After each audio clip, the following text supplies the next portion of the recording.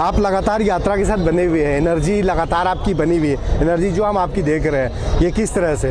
हमारे नेता राहुल गांधी को देखकर, हाँ, इस ठंड के मौसम में, ठिठुरन के मौसम में, जहाँ सभी लोगों के शरीर पर कंबल है, चद्दर है, जैकेट है, वही हमारा नेता टी शर्ट पर चल रहा है। क्या संदेश दे रहा है? हमें डर नहीं है ठंड का, हमें डर नहीं है इस सरकार का, हमें डर नहीं है इस सरकार की जो फैलाई हुई नफरत का। हम तो मोहब्बत के पैगाम देने आए हैं और मोहब्बत का पैगाम देकर जाएंगे। अच्छा, मोहब्बत का पैगाम, भारत जोड़ने की बात कर रहे थे, उस बीच में बहुत सारे और भी मुद्दे आ गए हैं। क्या ये मुद्दे सही थे या आप उसी एक लाइन में चलना था आपको? मैं ये समझता हूँ, हाँ, महंगाई भी आ गई, बेरोजगारी भी आ गई, सब कुछ आ गया। समझता हूँ, हाँ, कि जो देश का हालात है, परिस्थिति है, जहाँ सभी पार्टियां जाति और धर्म की बात करती हैं, लोगों को तोड़ने की बात करती हैं, वहीं कांग्रेस पार्टी लोगों को जोड़ने की बात करती है, मुद्दों की बात करती है। महंगाई के मुद्दे पर, बेरोजगारी के सवाल पर, किसानों के सवाल पर, गरीबों के सवाल पर, शोषितों के सवाल पर, वंचितों के सवाल पर, आदिवासियों के सवाल पर, पिछड़ों के सवाल पर, दलितों के सवाल पर लगातार वो अपनी आवाज को बुलंद कर रही है। और मैं समझता हूँ कि देश में जो अनेकता में एकता की भावना है, जो अखंडता, जो संप्रभुता, देश की परंपरा, संस्कृति जो गहना है, उसको बचाने की बात आदरणीय राहुल गांधी जी कर रहे हैं और सड़क पर संघर्ष करके यह पैगाम दे रहे हैं, हम आपकी आवाज बनने के लिए तैयार हैं। आइए मेरे साथ कदम से कदम मिलाकर चलिए, हम लड़ेंगे आपके लिए, हम जूझेंगे आपके लिए, हम संघर्ष आपके लिए करेंगे। अगर संसद में माइक बंद हो सकता है, विधानसभा में माइक बंद हो सकता है, तो सड़क पर चलने के लिए राहुल गांधी को और उनकी सेना, कांग्रेस पार्टी के कार्यकर्ताओं को रोका नहीं जा सकता। जो लोग दबे हुए हैं, जिनकी आवाज दबा दी गई है, जिन्हें लाठी डंडों से पीटकर जेल की सलाखों में डाल दिया गया है, आज उनकी आवाज बनकर आदरणीय राहुल गांधी जी चल रहे हैं। हम सब लोग उनके साथ चलने के लिए पूरी तरह आतुर तैयार है और हमारे लिए यह अस्मरणीय दिन है। ये हमारे लिए एक ऐसा पल है जो जीवन में सदियों सदियों तक याद करेगा। इतिहास गवाह बनेगा कि जब देश में नफरत की सियासत हो रही थी, गरीब मजलूमों को कुचला जा रहा था, समाज के अंतिम वर्ग के हक पर डाका डाला जा रहा था, वहाँ एक नौजवान राहुल गांधी के नाम से पैदल चल रहा था और हम उसके साक्षी हैं, हम उनके साथ चले। ये हमारे लिए गौरवपूर्ण विषय है। क्या सब कुछ लूट चुका था, बहुत लेट कर दी, या बहुत पहले और यात्रा को शुरू करना चाहिए? देखिए, यात्रा तो समय से है, हाँ, और ऐसे समय में है जब लोग चाहते हैं। अच्छा, क्योंकि भावनाओं का, जन भावनाओं का आदर और सम्मान करना हमारी परंपरा रही है और हम उस आदर, उस लोगों की भावनाओं का सम्मान करते हुए पैदल चल रहे हैं। आप देखिए, भारतीय जनता पार्टी लगातार टिप्पणी कर रही है, कटाक्ष मार रही है, कभी कोरोना की बात करती है, कभी टी शर्ट की बात करती है, कभी उनके जूते की बात करती है, कभी उनके पैंट की बात करती है। भैया, आप मुझे कहते हो, आप अपने अंदर नहीं झांकते हो। आप 20 लाख का साल पहनकर अपनी माँ से मिलने जाते हो, ये सवाल कौन पूछेगा? आप जब सूट पहन के 2500 लाख का जाते हो, ये सवाल कौन पूछेगा? मैं समझता हूँ कि भारतीय जनता पार्टी ने अपनी सारी मर्यादाओं को लांघ दिया है और उनके नेता के पास कोई मुद्दा नहीं बचा है। जैसे आप सवेरे उठते हैं तो राम राम का नाम लेते हैं, वैसे आज भारतीय जनता पार्टी के नेता के सपनों में राहुल गांधी जी घूम रहे हैं और जब देखो राहुल गांधी, राहुल गांधी, राहुल गांधी, राहुल गांधी, राहुल गांधी। तो ये हमारी जो सियासत है, जो हमारी पहचान है, जो हमारा तरीका है, जो प्रेम बांटने का, जो लोगों को जोड़ने की कवायद है, निश्चित तौर से वो सफल हो रही है और हम जीतेंगे। इस सरकार के तानाशाही के खिलाफ जरूर जीतेंगे। 3000 किलोमीटर चल चुके हैं आप लोग, उसमें कितना सफलता आपने प्राप्त की है? क्या लगता है, बदलाव दिख रहा है आपको देश में? उन खाई आप भर पाए हैं, कुछ दिखाई दे रहा है आपको, समझ में आ रही चीजें?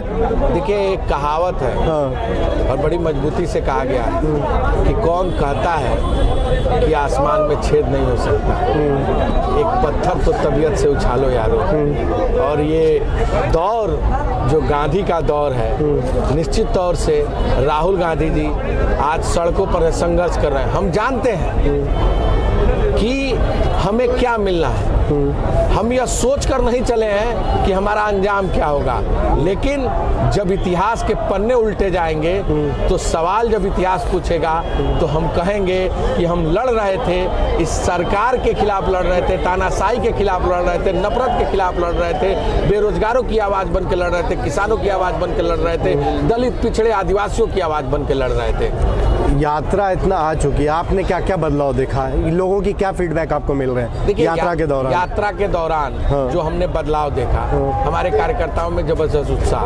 अच्छा। जो कार्यकर्ता चाहता था कि कांग्रेस पार्टी सड़क पर उतरे, निश्चित तौर से हम पहले भी उतरते थे, लेकिन शायद वो 1 दिन 2 दिन 3 दिन का होता था, लेकिन आज हम लंबे सफर को 3 महीने से अधिक के सफर को तय करके आ रहा है, तो कार्यकर्ताओं में उत्साह है। दूसरा जो यात्रा है वो चलता फिरता ट्रेनिंग सेंटर है, वो ट्रेनिंग के रूप में हमारे कार्यकर्ता सबल हो रहे हैं, उनकी क्षमता सबल हो रही है, उनका आत्मविश्वास मजबूत हो रहा है। ये हमारी सफलता का सबसे बड़ा पूंजी है।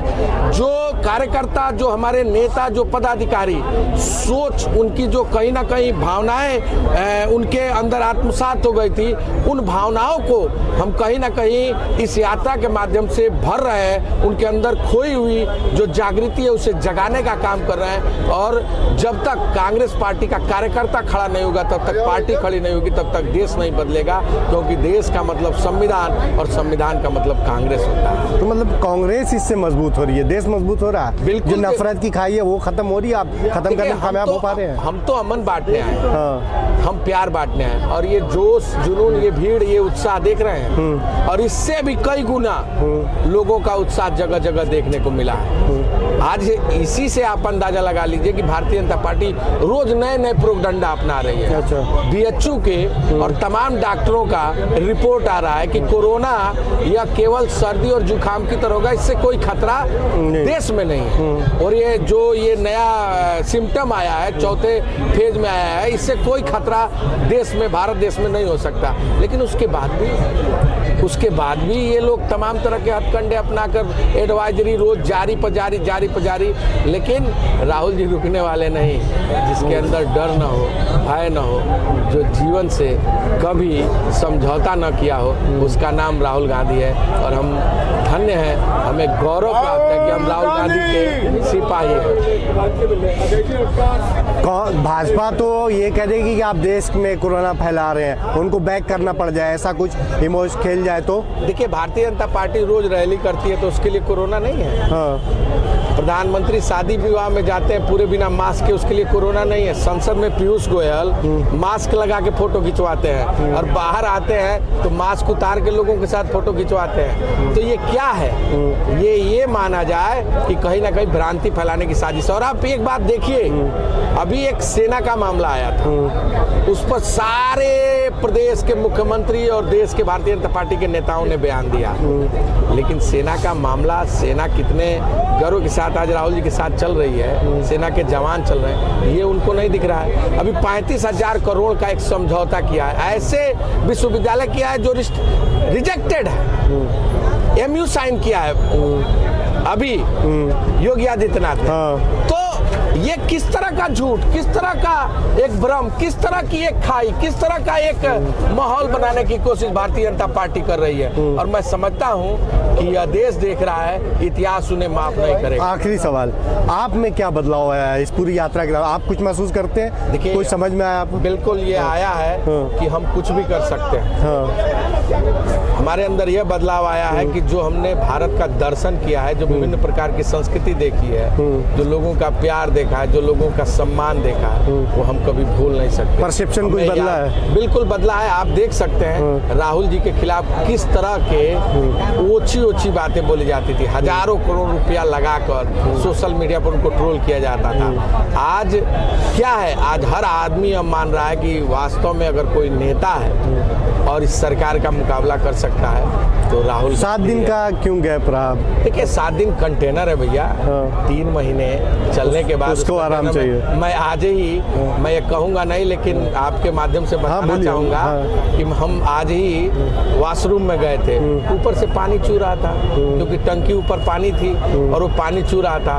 तो अगर ऐसे उसको गैप नहीं देंगे तो वो कैसे ठीक थोड़ा होगा? मेंटेनेंस की चीजें मेंटेनेंस होंगी। की जरूरत है। तमाम क्या नाम है, दरवाजे टूटे हुए हैं, तमाम तरह की उसमें दिक्कतें हैं कंटेनर में, यातायात की व्यवस्था में भी कहीं ना कहीं बाधक है। तो मैं समझता हूँ लंबे दिन से 3 महीने चलने के बाद यात्रियों को थोड़ा आराम की भी जरूरत है।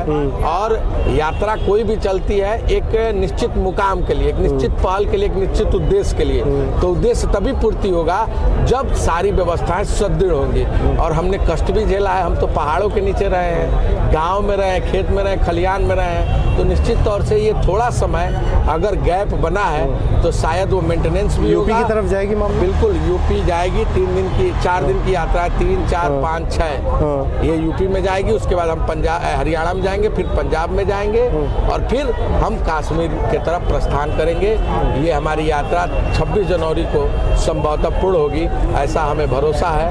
हम जीतेंगे और मजबूती से इस सरकार के खिलाफ लड़ेंगे और निश्चित तौर से नफरत के इस बाजार में मोहब्बत की दुकान खोल के रहेंगे। दुकान चल रही है सही? बिल्कुल। हाँ। मोहब्बत की दुकान देख नहीं रहे हैं? अच्छा। ये सब मोहब्बत का पैगाम बांटने आए हैं। अच्छा, और निश्चित भाजपा तौर से- कोई और दुकान में घुमा दे तो? वो कोई और घुमाए। दुकान खोल रखी है? हम कभी डिगने वाले नहीं, अच्छा। हिलने वाले नहीं। जो हमारी सोच है, जो हमारी चाह है, जो हमारी मांग है, जो हमारा विश्वास है, हम वो कायम करके रहेंगे, लड़ेंगे और जरूर आदरणीय राहुल गांधी के नेतृत्व में जीतेंगे। Thank you. थैंक